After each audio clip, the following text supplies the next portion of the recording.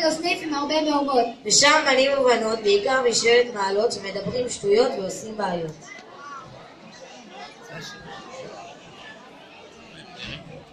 אוי, נראה לי ששום הנציגים של העירייה הגיעו. מה עכשיו? מה אתם רוצים עכשיו? באנו לבדוק אם הסניף תקין.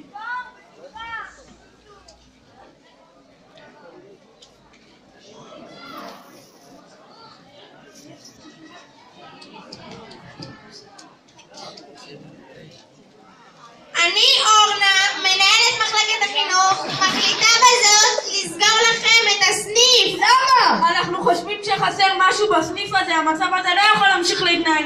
נעמה, אנחנו שולחים אותך לחפש מה חסר בסניף הזה.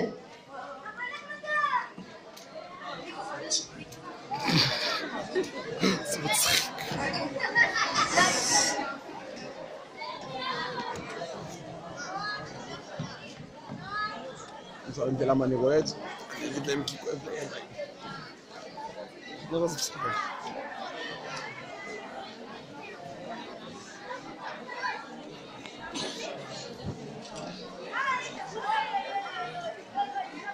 שלחו אותנו לחפש דברים שחסרים לנו בסניף. רצינו לשאול אתכם, מה אתם עושים כל היום?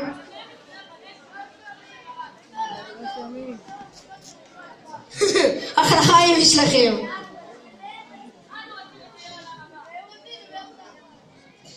אני חושבת שזה מתאים לנו.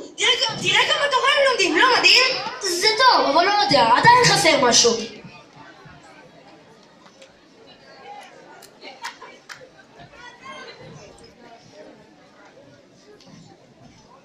צריך 800 מיקרופונים בכל שנה.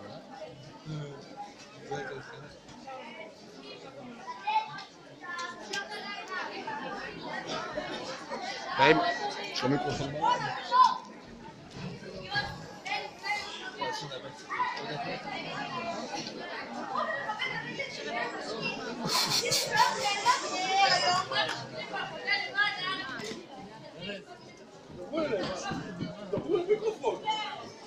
מה? לדבר למיקרופון בבקשה. לכם חפצים להצטרף אלינו, אנחנו מקבלים כל אחד. וואלה, נשמע טוב, לא? אנחנו לא חפצים. תודה על ההצעה נדיבה. תשאיר את המיקרופון.